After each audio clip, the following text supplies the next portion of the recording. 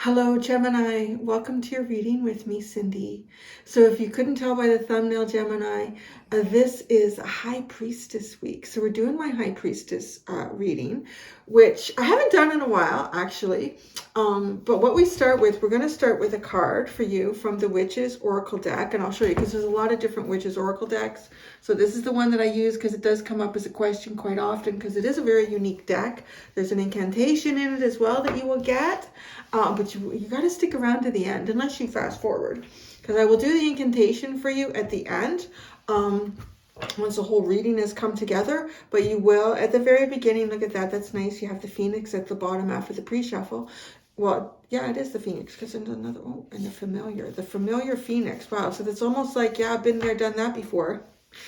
Then we're going to get into the reading. So we're going to find out what your superpower is, so your strength, what your kryptonite is, your greatest weakness, gosh darn it, so we all have one, your nemesis. So the nemesis to me is kind of like something that shows up in your life all the time, you know, like maybe you've gone a few episodes without it, and oh, there it is, and it always seems to come in at the worst time. It's almost like when Spider-Man has got more than he can deal with, then like this dude that he's been battling all his life and hasn't showed up for like months suddenly appears at the worst moment possible. But if you really observe, the nemesis seems to kind of make you stronger, make you see that you are more capable of handling what you thought you couldn't handle. So that's the nemesis. And now we're going to find out what your next assignment is. So that's what we're going to do. I'm going to do that with the Angelarium deck. Oh, that's a really cool deck. Null, emptiness. That's a very beautiful state of being, if we can all reach that. So the Angelarium deck and the Heaven and Earth Tarot, check it out. You have Null, like 0, and then you have the Fool at the bottom after the pre-shuffle. And then, my dear friends, you have the teeny tiny Everyday Witch, and that's the 7 of Pentacles. So it's almost like when all energy is cleared, time to make a plan. So let's get started. We will start, as I said, with the Witch's Oracle. I will show you the card, any brief message that kind of comes in for you with it, and then at the very end of the reading, we get into the book with what it's all about and provide you with an incantation to go with it. So Gemini, gems, my little gummy bears.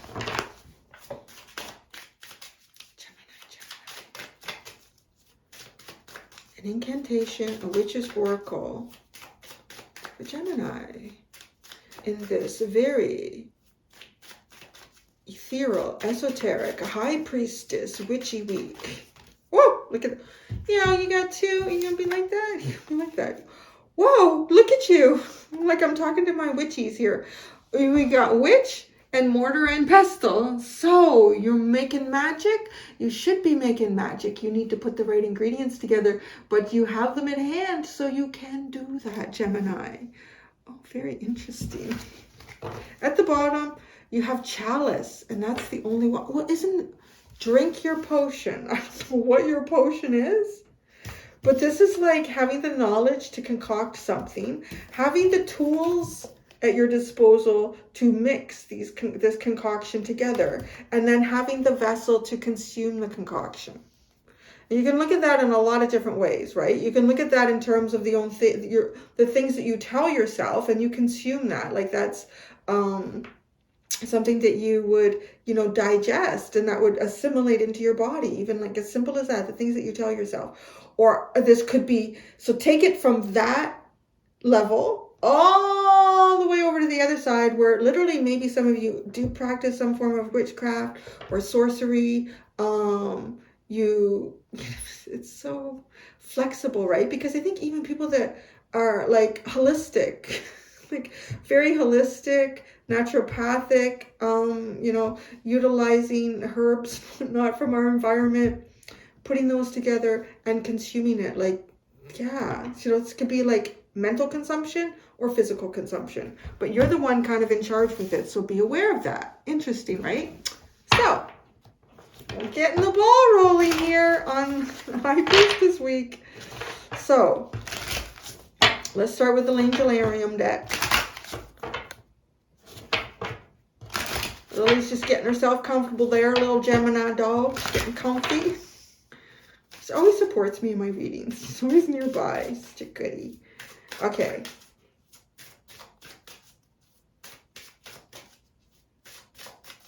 Gemini, your superpower, your kryptonite, your nemesis, your next assignment.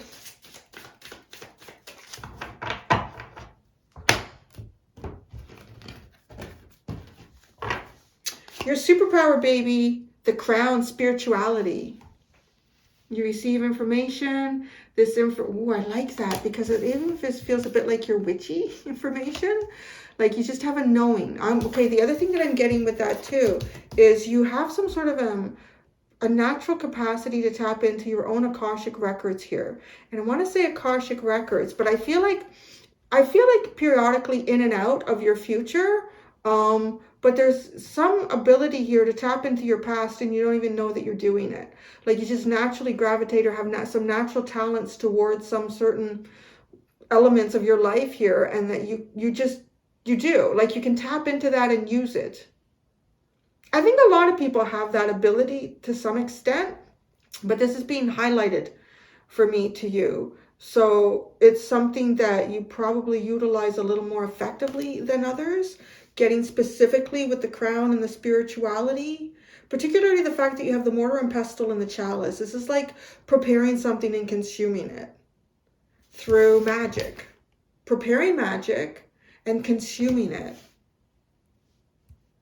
And you do that, so you have a superpower. You know things that are not written on paper here for mankind. You know things that are kind of hidden in our DNA. You know ways to kind of trigger and activate your DNA to, I guess, to give yourself access to what you already know. Interesting. And then just on a very basic sense of this, some of you just may have a very powerful spirituality practice. Like some of you may be, like your schedule, you work your schedule around, you take time out for mindfulness, you take time out for meditating, you take time out for yogas or stretching or something here. You take time out just to sit and quiet. Oh, you had null at the bottom, right? After the pre-shuffle. So what's your weakness, hon? What's your kryptonite? Angel of Mercy. Well, that's interesting. We could play out a couple of different ways, Gemini. What is your kryptonite? You may not be... Okay. Because you kind of see a spiritual path here.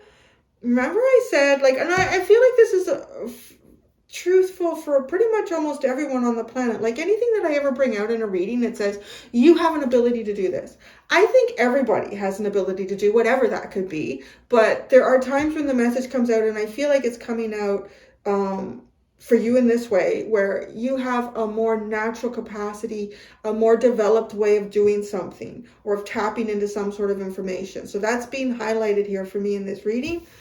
Because of that,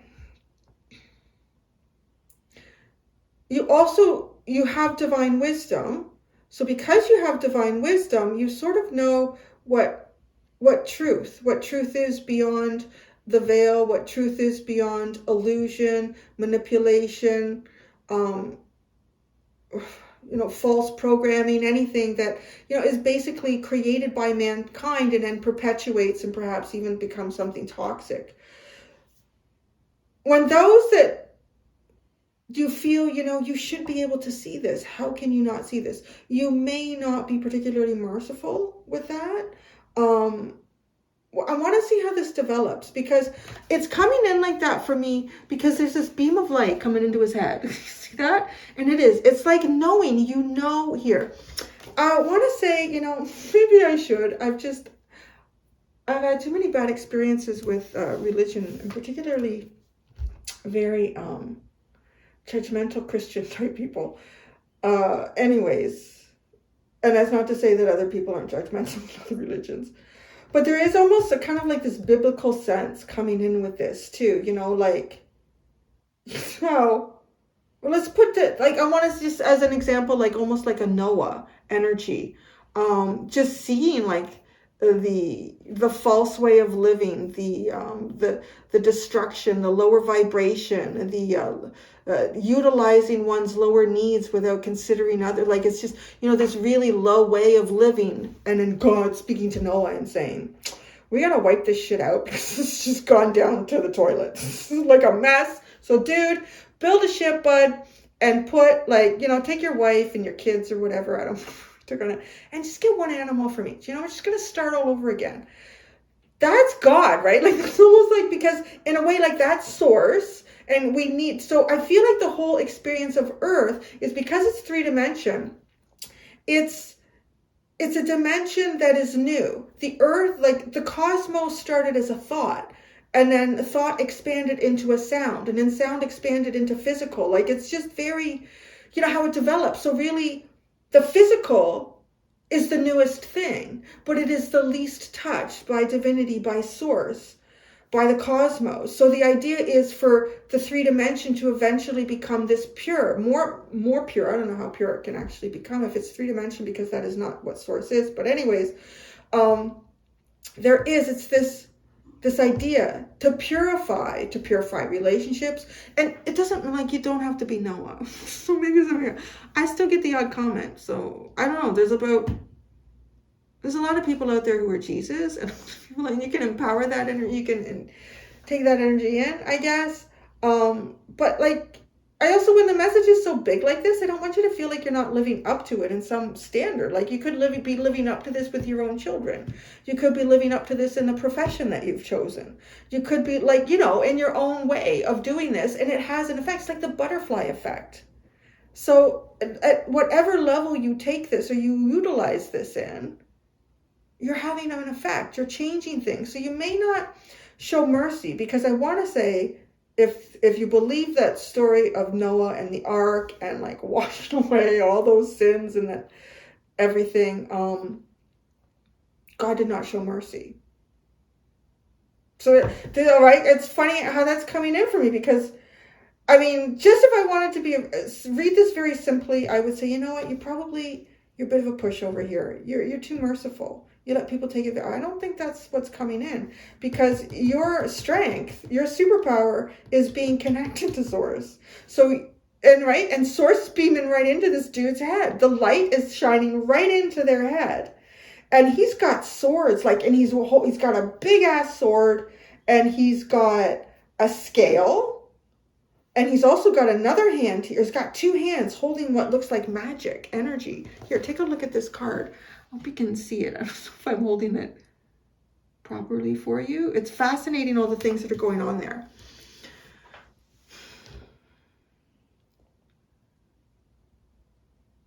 I want to say you may have a tendency to not be merciful. But because of the way I'm linking this, like, that's your kryptonite. Like, you should know goddamn better. I think it feels like that. You should know better than this. And what did before I even pick that out, like, I was like, this witchy energy, like, this information, and you put the ingredients together. So you drink your own medicine too. That's another thing. Wow. Yeah. So you consume your own ideals. I'm trying not to put you on too much of a pedestal here, Gemini. You're still here having a human experience. You really are. And you're not going to be without sin. You're not going to be with whatever that could be for you. And you're not going to be without fault. But you do have some sort of a natural ability here to kind of guide yourself on this path with a connection here. And you can drink your own medicine. And sometimes it tastes like shit, right? Like, sometimes it tastes like shit, but you got to swallow it. Maybe it is hard to swallow sometimes. That's a possibility. With this, your kryptonite is mercy. I want to also say that with what's coming in with that is don't feel sorry for me. Like if you find yourself in a difficult situation, you don't like people feeling sorry for you. Or you might interpret people like trying to help or assist you as feeling sorry for you. You know, I don't need to feel sorry for me. I got to drink my own medicine. What's your nemesis? Angel of Snow. Yeah, okay, in a way, getting put in the corner. Putting yourself in the corner. That card wants to come out, doesn't it? Your next assignment's dying to come forward. Angel of Snow. This is no growth. Nothing is growing here, right? It is just peace. It may or may not be tranquility, depending on how you look at it and how you're working through it. I could be sitting inside my house by the fire, drinking, you know, a nice drink of whatever, and watching the snow fall outside. It could be -20 and I'm all cozy and feeling great. It's beautiful to watch that. It's a nice moment in time for me to just take it all in and have like a pause. I could have a little Kit Kat break there. But then somebody who's like driving in traffic, going through that, they're running out of gas, like there's a lot of anxiety there, there's a lot of pressure, there's a lot of attention that's not relaxing. So I want to say your nemesis is something that comes upon you, and depending on your state of mind as well, that will be 100% how you will receive either like a timeout, a lull, a quiet, a calm before growth.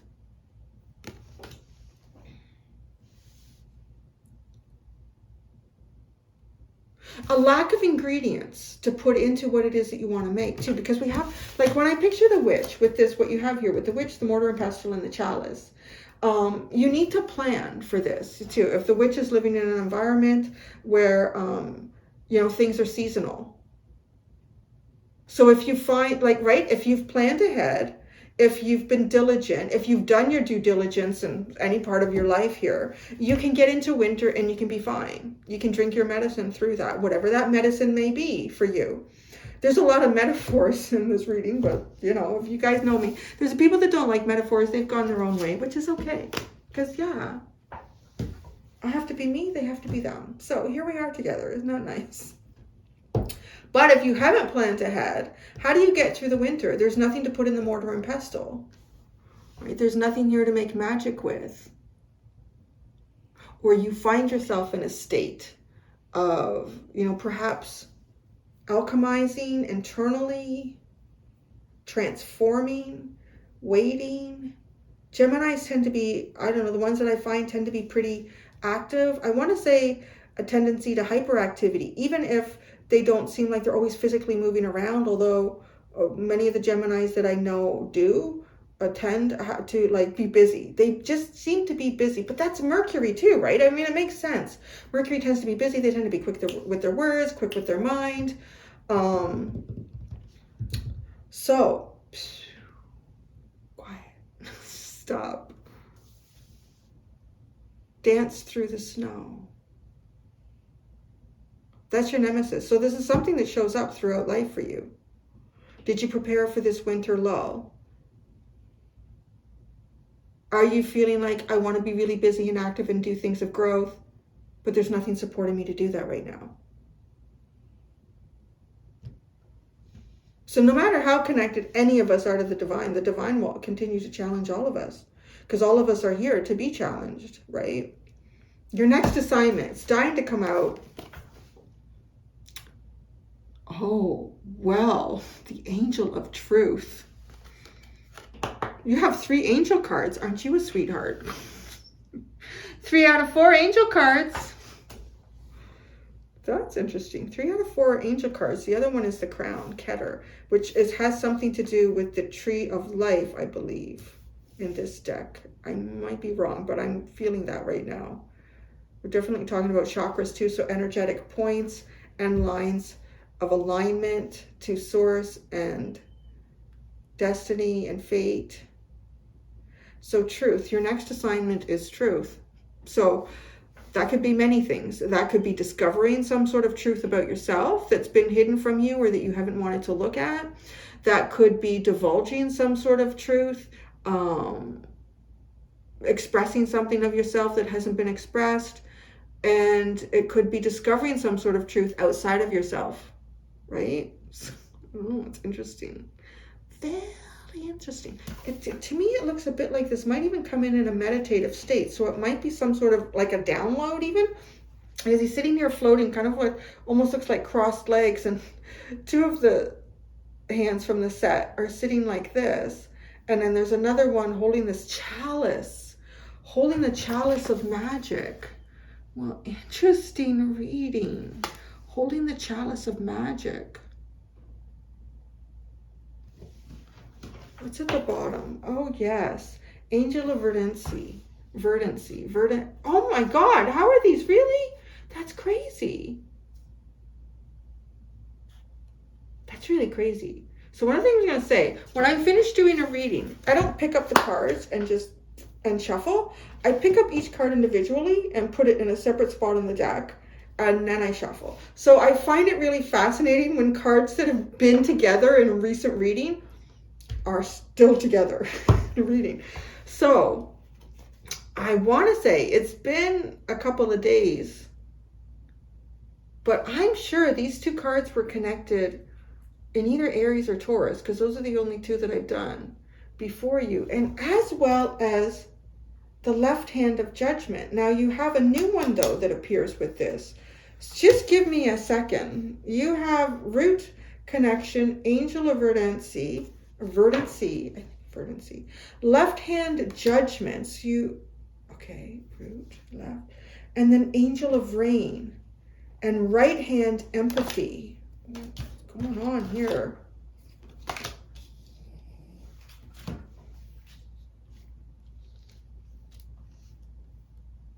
I'm hearing succulent.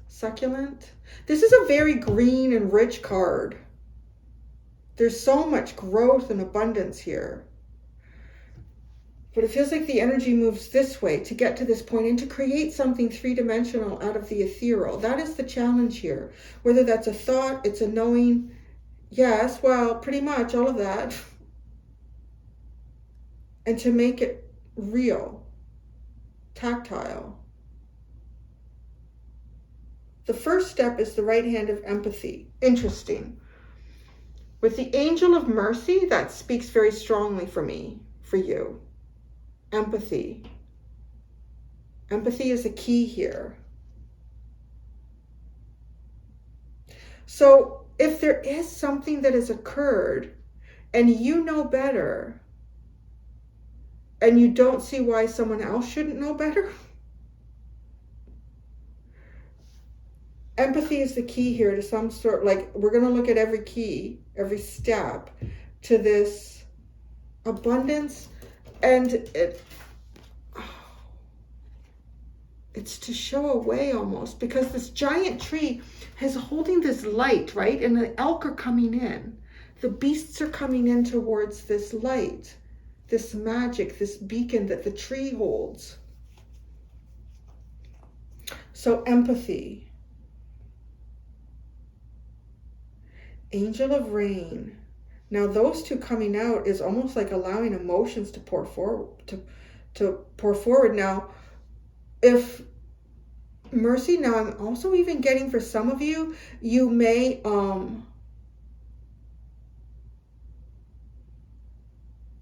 be quite emotional.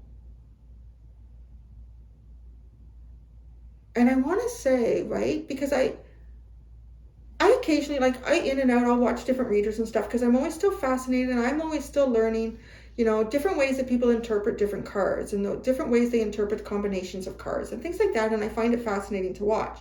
So one of the things that I do pick up a lot of times, though, with other readers is they often will, like people that are air signs, Gemini, Aquarius, and Libra, will often be pegged as non-emotional. And I have to say, with my own experience, like dealing with people that are air signs, is they're highly emotional. But I will see that they really do try to hold it back sometimes. Highly emotional. There's like a sense of a release here. This could be crying for someone else almost. It's a little bit odd, but angel of rain, like she's just look at the emotion. It just pours out of her face into her hand and almost allowing the earth to receive it. Allow the earth to receive this. And then left hand judgment. The right hand provides the empathy. Both hands come together to hold the emotions. And the left hand is the judgment. I also want to say there's some sort of release here. To release something to even something higher than yourself and allow that a choice to be made, right? Because then you go into root connection. And I actually, after one of the readings, I don't know why I was compelled to look up this card in the book. And it did. Oh, I think too, because it's like the cover. So isn't that funny? You have two covers that have come out for you. The book covers are on both decks for you. God, we haven't even gotten to tarot yet. But this root connection is about grounding your spirituality and allowing it to unfold physically in front of you. And then that's when we end up in this physical realm of abundance. I feel like emotions may be particularly important for you at the time that you're getting this reading for balancing something here. You may not even show yourself much mercy at times. You may have very high expectations of yourself too, with the crown and spirituality. Like you may even at times say, I know better. Why did I do that? Because you're having a human experience. There's really something to be said here about releasing something emotionally. Release even, I feel like there is something here about, with this underline, it feels a lot to me,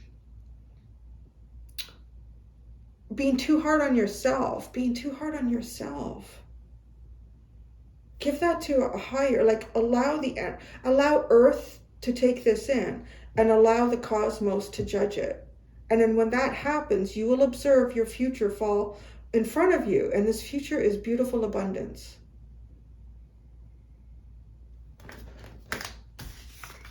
The angel of truth. Two. Oh. All right, let me go into the tarot. Let me get there.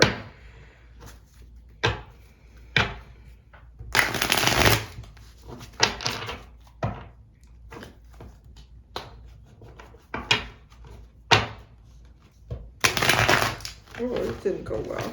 Card is this deck is very stiff. There we go.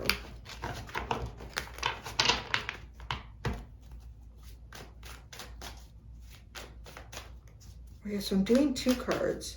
The other thing is different. Usually if I'm going to put a tarot to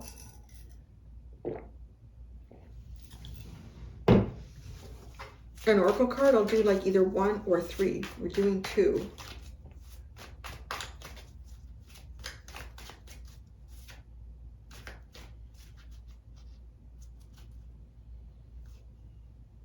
Oh, that's weird. Okay, I'm getting a message. So I'm going to say, I don't know if it has anything to do with this reading. It's just this is just like a side reel here. So as I said, two. I was in my head, I heard, well, won't that be great for you, Gemini? The twins, the two. And then I thought, well, isn't that funny? Because Gemini is not the second house, they're the third house. And then I'm looking at this picture and I'm like, well, there's two twins here, but there's an egg, like an energetic egg between them. So there's some sort of message here about that. There's a third entity that connects you with another version of yourself.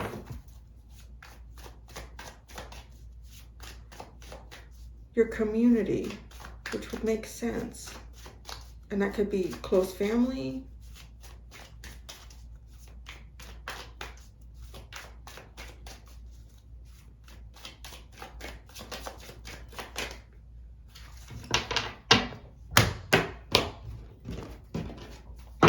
Your superpower, honey, is the crown, is the Eight of Swords with the Princess of Pentacles.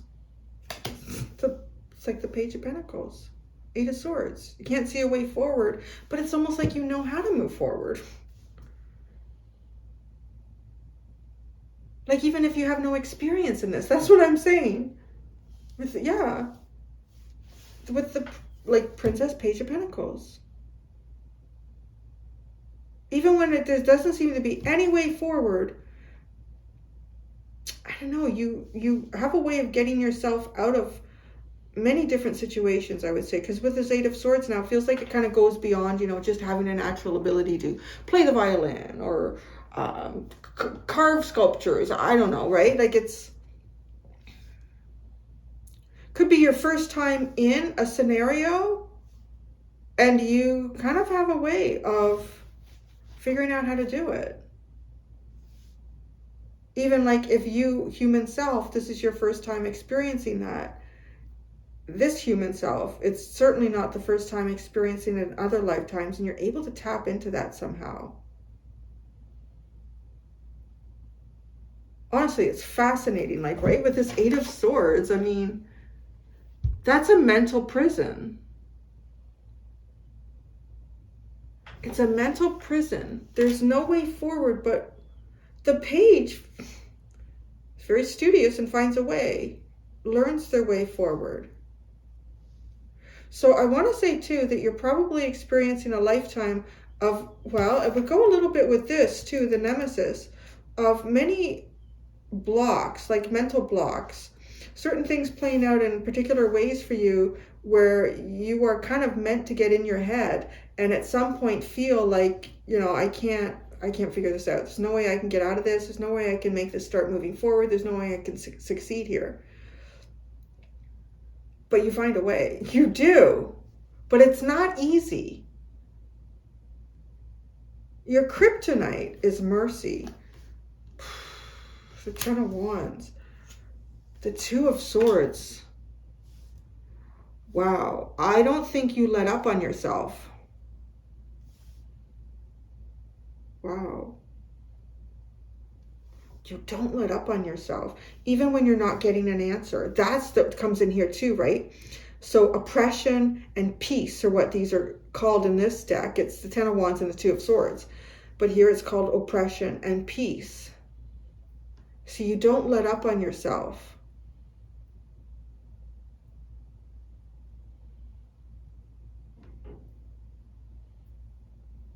And I think in some ways because mentally it feels particularly imbalanced for you to create a mental prison or to have a lot of mental anxiety. Because you're a thinker, Gemini, you're a thinker and a fast thinker with that, like a lot of information zipping around in there. But I really, particularly with that underline now, it really is coming out like the Ten of Wands, hard on yourself. You don't give yourself a break. You carry more burdens than you need to. But, you know, with this Two of Swords, it's like, I ain't seen nobody else carrying it, Cindy. Your Nemesis is the snow. Maybe it's like literally. Maybe, yeah, actually, here all our snow is gone. So, you know, you can't go skiing or anything. The Seven of Pentacles, success unfulfilled.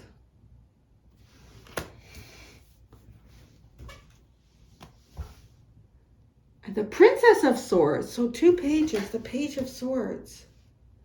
Sit and watch.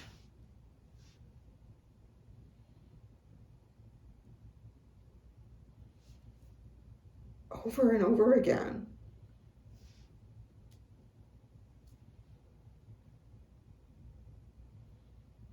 Oh, it really feels like you end up in periods of time here where you might even be seeing other people around you succeeding and shit. And you're like, why? I've done the good work. I've done this. I don't know. I don't know. Because I feel like lessons come to you in a really different way than they might come to a lot of people. a little bit like higher level. There's some things that like human you really wish that you could fulfill, but that may not succeed so easily for you because it's almost as if in this lifetime you're meant to make magic and consume it. That's how I would really describe this whole, but yet you're hard on yourself.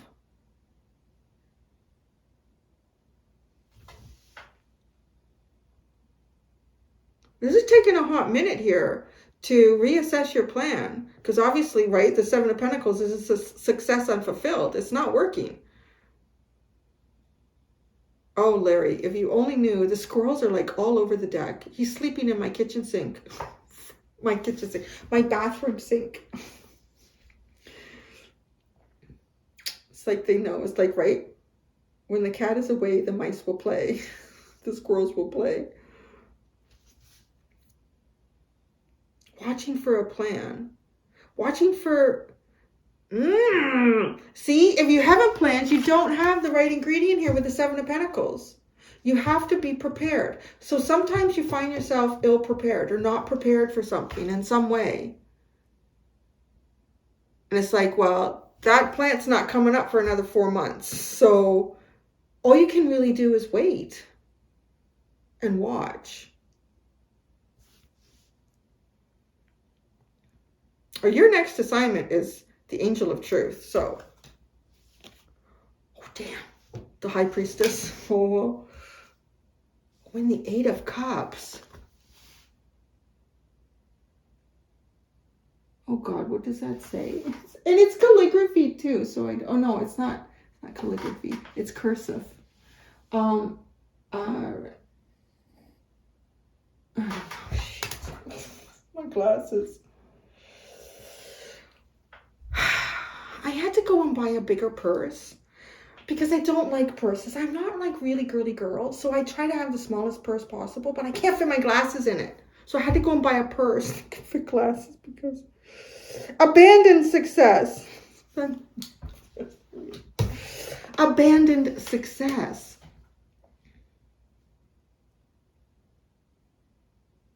Did you abandon a possible success here? Wait a second. Wait a second. Wait a cotton-picking minute there, my friend. There's a truth here. Your next assignment is to discover the God's honest truth here with the High Priestess.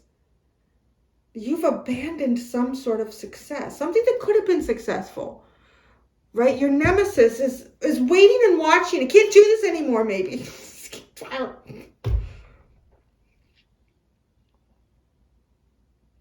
The other thing that's sitting like the underline of this energy for me is someone who has high expectations of themselves in life.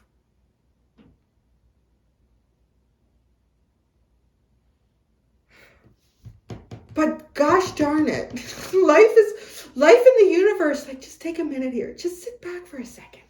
Just observe and enjoy everything I've made for you, Gemini. It's just like God speaking to you. Like just take a second and look at this. Yeah, it's nice. Yeah, okay, I gotta go do No. Gemini, there's something here. There's a truth about something. An abandoned success. Or you've put way too much into something that you need to abandon to have success. Sometimes you need to just let it go. So what is that? We're going to clarify. I mean, it's something that's your next assignment. So, it's up to you guys. It's where you're going. It's still at the bottom, the Fool. The Knight of Swords. The Hermit. The Wheel of Fortune.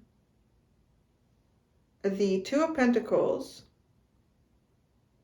I don't know what that's. Who knows? The Queen of Cups. Oh, goodness. You have big underlines here. There's a lot under the surface with you. The Fool. Oh, freaking glasses. The Fool. The Knight of Swords. the Hermit. I'm putting it this way because I don't know, I'm being told to read it this way. So the Hermit, the Wheel of Fortune, harmonious change is the Two of Pentacles. Well, isn't that interesting? Because that leads you into the Wheel of Fortune. And then the Queen of Cups. Okay. Ah, right? I don't know why. I'm told to read it like start to finish. So in a way, it comes from here and it moves forward for us. Get it down. I never realized there was all this Egyptian shit on here.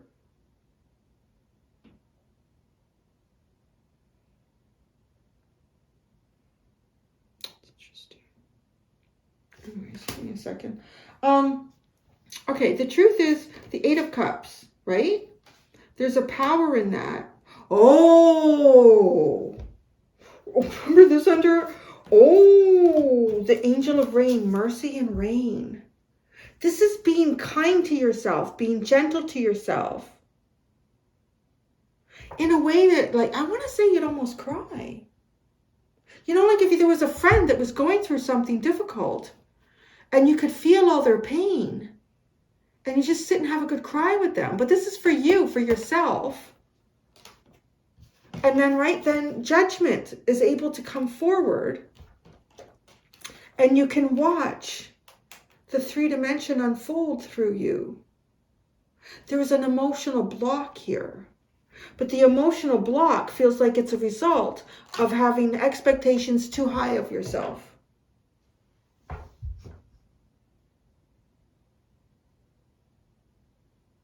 You've abandoned, I want to say too, the hope of something here.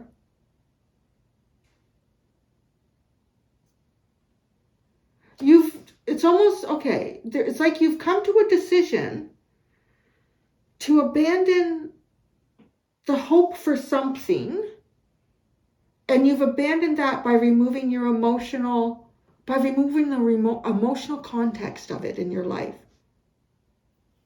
Like that's not important.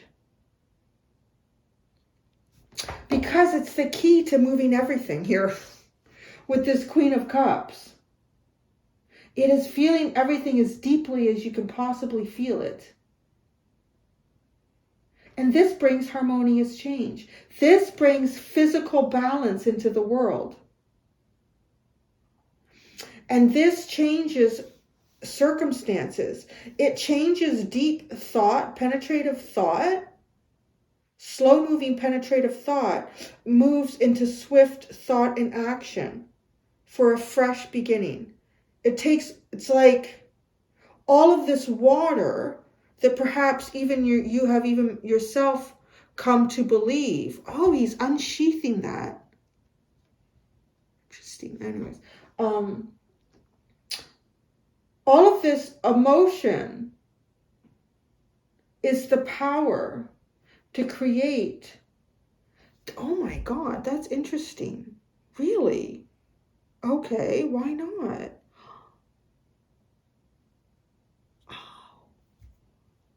Oh, wow. I'm just getting like a download. Okay, just give me a second. So, one of the ways, and up to this point, I only thought there was really one way to do this, is to make something that's from the ethereal real. Well, there's two. I mean, you can build something. You can build things with your hand, but these are like concept thoughts and ideas, which are more, it always still has to come through the mind, right? But I've kind of been shown that one of the most powerful ways to make that real is to speak it or to write it. You've immediately transferred something from the ethereal into the 3D. It's become a physical vibration. Your tears bring things from the ethereal into the 3D. Your emotions bring the ethereal into the 3-dimension. That's the key that's missing. Oh, the chalice. wow.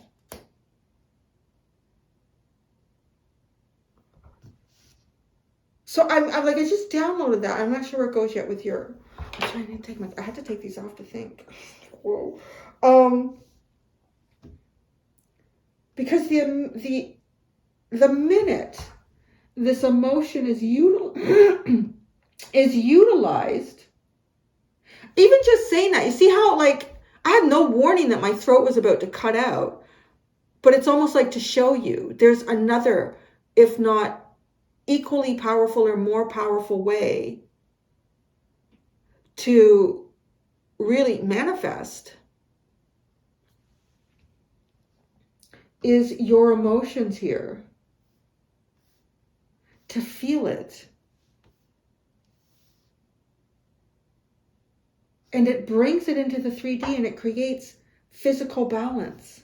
And it changes, like it affects the cosmos, this physical connection. This allowing the oh my God, it is like the ark. That's crazy too. Because the water came from space.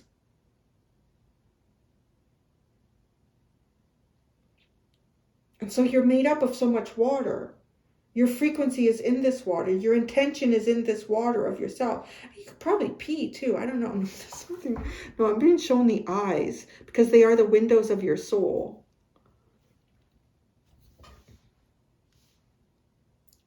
So fresh beginnings. The water is what moves your mind forward. Your mind has got a block here. Or that's at least something that you work with. All right, so I haven't even clarified these weeks. This is going to be a long week.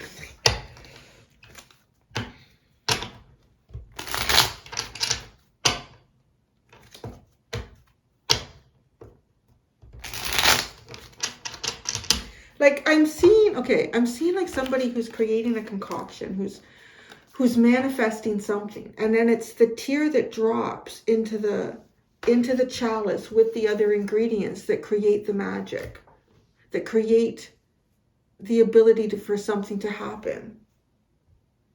Okay, your superpower is your crown, your spirituality, right? Shortened force into a plan forward. The 8 of Swords into the Page of Pentacles, like learning. The 9 of Swords into the King of Swords. Now, what's key here is to utilize this for yourself, right? But I feel like you probably get pushed into corners that you feel uncomfortable. I kind of feel like a lot of us, and you've seen it depicted in a lot of superhero movies, where somebody has a special ability and they're not using it because they are not forced, almost to the point of survival, that they reach for it and it comes out of them. Like that's what this feels like. But I feel like the more that you utilize it, the more instances that happens for you. Like, right, it is a mental awareness and clarity. It is a knowing. The King of Swords, going from the 8 and the 9 of Swords into the King of Swords, supported by the Page of Pentacles. It's also what's that? New mind? No, beginner mind. Beginner mind. Switch that on. Switch that on for yourself. Beginner mind. That's your superpower. Become like a child again. See it through the eyes of a child. Oh, what is this? I was in the Aquarius Extended. Yes, this. I'll tell you very quickly because it was like that. Okay, myself and my girlfriend, we're both little fire signs. She's Leo, I'm an Aries. We took our kids to one of those escape rooms. And my son, he's 12, going on 13. She's got a daughter and a son, 9 and 11. Oh, he just turned 12. We took them to the escape room. And at first we're like, no, don't touch that. Don't touch that. No, you're not supposed. They were like all over everything. Like they're kids. They have to touch everything. And we're trying to be like logical about it. Okay, if there's code here, it doesn't match that code. These two, they were just touching friggin' everything. So I'm going to make this story really short. It was longer in the Aquarius Extended. We solved that escape room with 3 minutes to spare, only using 2 hints. And at some point, myself and my girlfriend discovered that the best thing we could do was just referee the kids. Just, because there were points where they kind of weren't sharing. So no, come on, you did have a turn. Let them have a turn. That was the only thing we needed to do. Just let them go at it, and they solved the goddamn escape room. 9. He was 11 at the time, almost 12. So let's say a 9-year-old girl, 12-year-old boy, and almost 13-year-old boy. They solved the escape room. We left the escape room, and then we saw only 36% of people ever solve that room. Like, shit. Right? And it's almost always adults. See what I'm saying? Like, we got into our heads. We're like, no, don't do. You put all these rules. There are less rules than you believe there to be. I'll say that. After my experience, that there are less rules than you believe to be. Because the princess, the Page of Pentacles, like the student, the child, the learner, they solved it. They friggin' solved it. And only 36% of people, adults, do. I'm going to say adults. I've been to that place quite a few times, and I've never seen kids there before. They can go, but take your freaking kids to an escape room and watch them go at it. And solving that. That right there, that is your superpower, what I just described to you. So if you can't get in touch with that inner child, figure out a way to do it. Your kryptonite, your weakness, is taking on this heavy shit. Like, this is being harder on yourself than you really do need to be. The 4 of Swords, yes, give yourself a break. Not give it, oh boy. The minute you stop being so hard on yourself and look at yourself as a child, right? A child of the universe. You can find your answers here easily. I don't want to say easily, because it's not easy to get there. But once you get there, it's easy.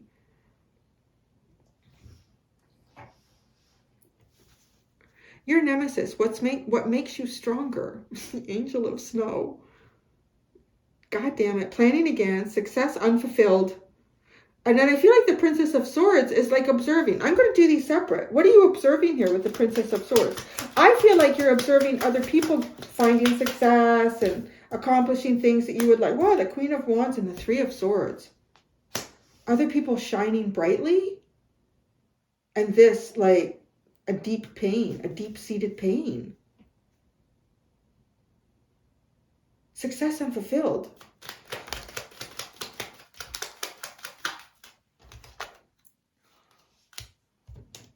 No, wait a second here. You got the 7 of Swords and the 3 of Wands.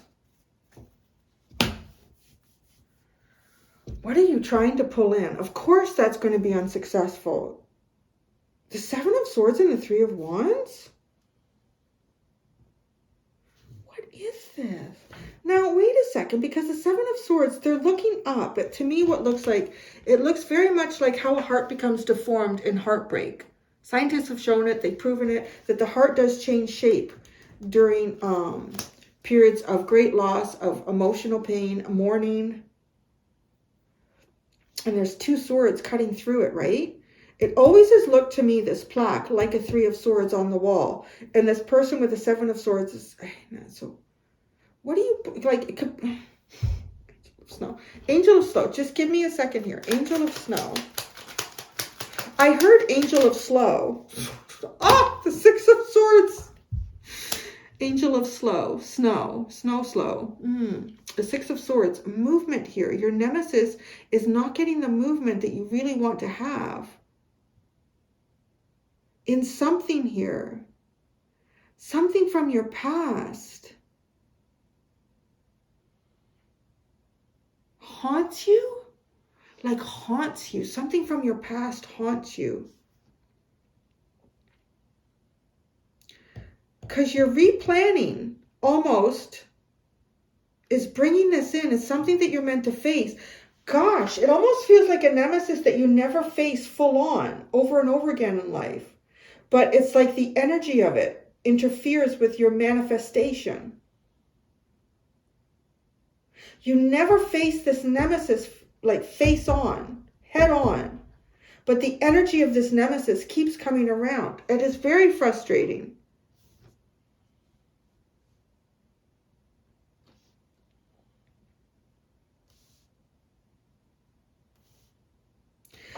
It almost really feels like, Gemini, something that you've hoped for and wanted for almost maybe your whole life. And you just can't achieve it. And you repeatedly see other people achieving it.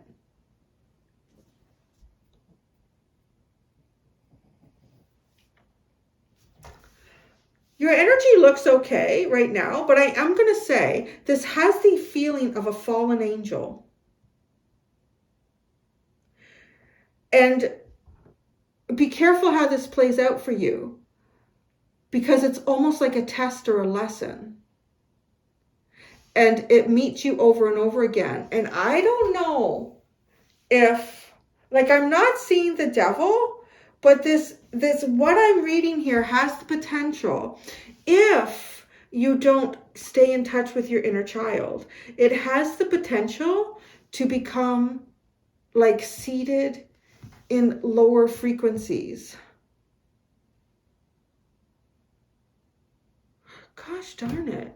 Noah, the trees. Oh my God. Wasn't it? Was it that movie?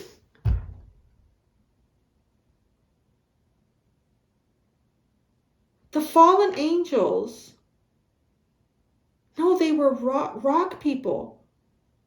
But I'm seeing them as like trees.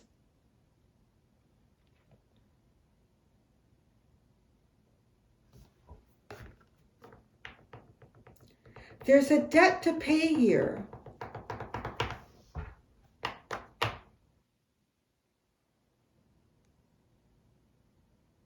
Go watch that movie again now. And I would even suggest to the one with Russell Crowe. I think that's the one in it, because that's what I'm seeing.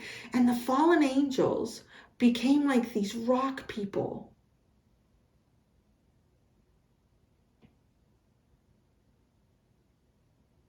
And in helping others and helping Noah, they sacrificed a part of themselves. Like, I'm not asking you, don't get into that part of the movie, like, because the rock people were destroyed, but their souls were set free. And I'm seeing that here, like the soul is set free.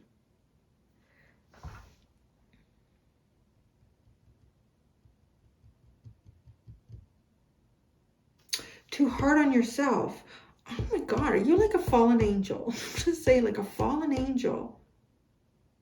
And succumb in some ways to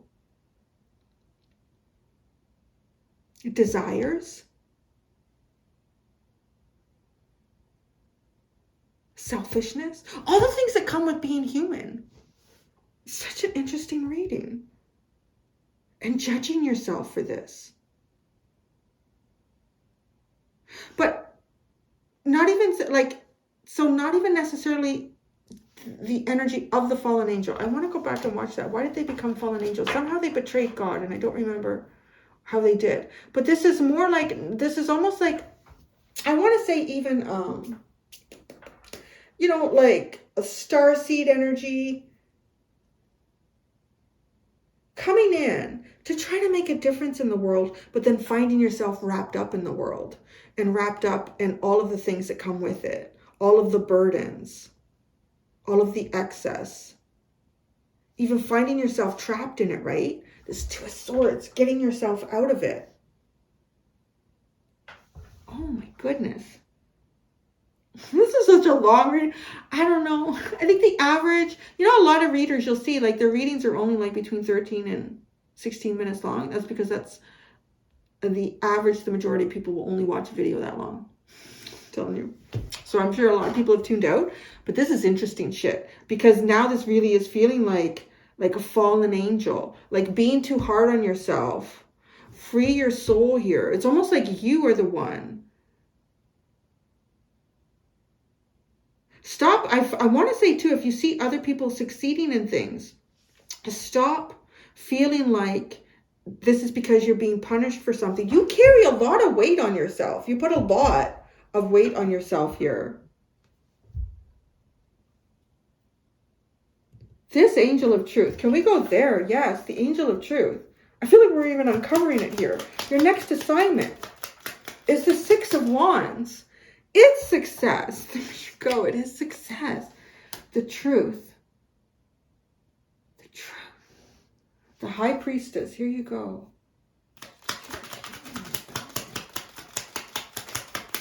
The High Priestess. The Two of Wands and the Five of Pentacles. Oh. Well, I want to say, you're coming out of the snow. The angel of slow. You're coming out of that. And where are you going? What is this Eight of Cups?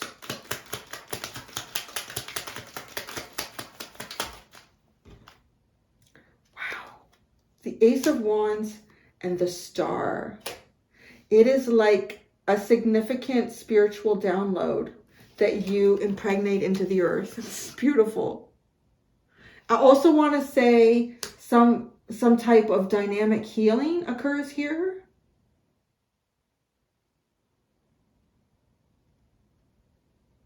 You're unlocking a part of yourself that you've locked up. Damn it, you got the High Priestess at the bottom again. Look at you. You have the High Priestess twice in the High Priestess week. Oh my God, we haven't done the incantation yet. Oh God, you have two cards. You're killing me, man. All right. So, which?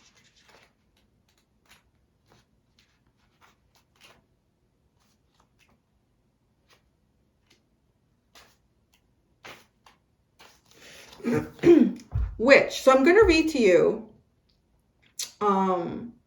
you know, what it's all about, the meaning of the card. And then I'm going to give to you the incantation. So I'm only going to read the incantation once, as long as I get it all right the first time.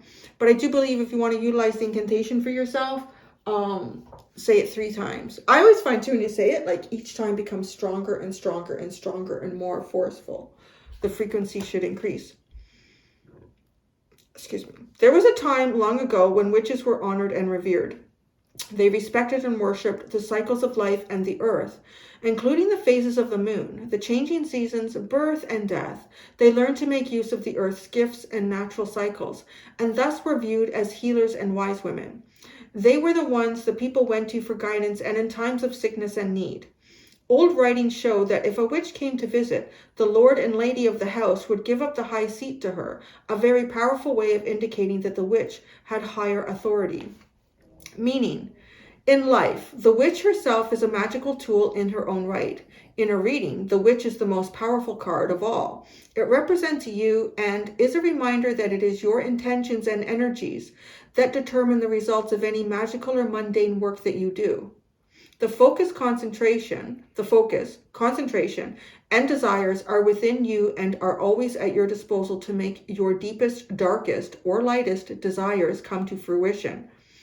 Never doubt or overlook the power within. It is a gift you will carry forever. Use it wisely. Are you ready for your incantation? I do believe in the power in me and use this gift wisely to set myself free. I have the ability to do what I must, and this ability I implicit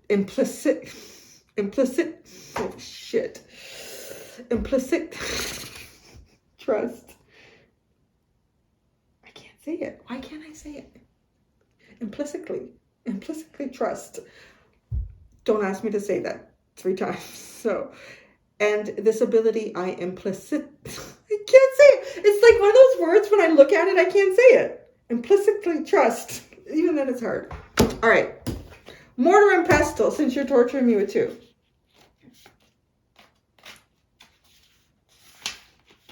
Mortar and pestle. Alchemists, herbalists, witches, and scientists have used the mortar and pestle for thousands of years to grind herbs to a fine paste for potions, spell workings, and in making incense. Yes. I was using it to grind up peppercorns when I didn't have a pepper mill. Real meaning. Symbolically, the mortar and pestle represents sexual completion, the unity of male and female influences, a balance. The mortar, like most cup. Oh, that's interesting. Okay.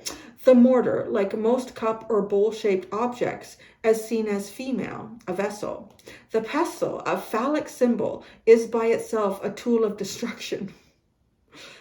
But in combination with the mortar is an instrument of creation. Well, that's nice. I don't know. What the hell are you guys doing with those things? What do you destroy with that? If you're not making love with it, what are you doing? I don't know. It is time to get busy. Create your own recipe for things to come, but be very careful in the concoction you choose to use, because some of the ingredients could be poisonous. Oh, that's why in the underline, like these tears, allow them to move into the earth. I don't know what y'all got to cry about. I think in some ways it's being too hard on yourself. Cry about that. Like something new about that.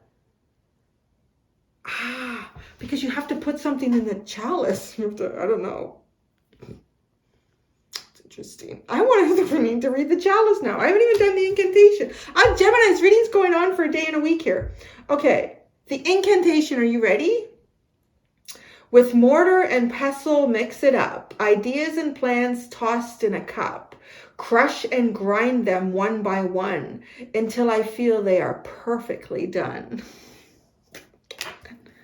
I still want to know, everybody with a penis, what are you doing to destroy things when you're not making love with it? That's on. Anyways, okay. Chalice. See, these are the thing. I don't have one, so I don't know. What you guys do with those things all day? The chalice. Don't tell me what you do with them all day. Chalice. The fourth of the major tools of magic is the chalice. This vessel may be used for everyday drinking.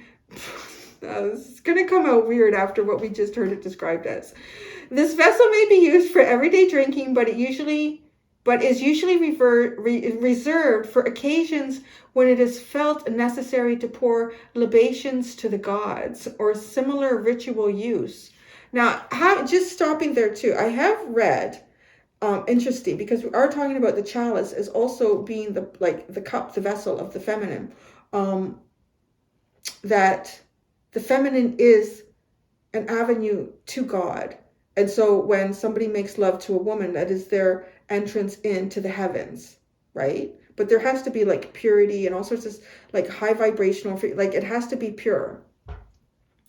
A chalice can serve multiple purposes. It can be used as a focal point for meditation. And when you hold a chalice in both hands at eye level, it creates an atmosphere of magic. Oh, Gemini. See, my inner child is very strong here. Meaning, chalices are filled with liquid. Liquid holds no shape and is in a constant state of change. Emotions are like water and are constantly changing from moment to moment.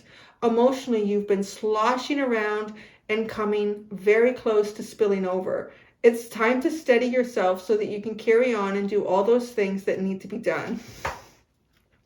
The incantation for the chalice, and then this reading is over. Both feet planted on the ground. There's no need to flop around.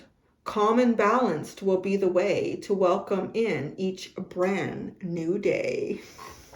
Oh, Lordy, help me. Gemini, that was a reading and a half, my friends, and I still have to go and do the extended. In the extended, I'm going to see what from your past still pulls on you, what from your future is trying to push you forward, how this push and pull affects you, and then how to allow all things to flow freely. So thank you, Gemini. This was a reading and a half, my friends. Until next time, do be gentle with yourselves. Bye.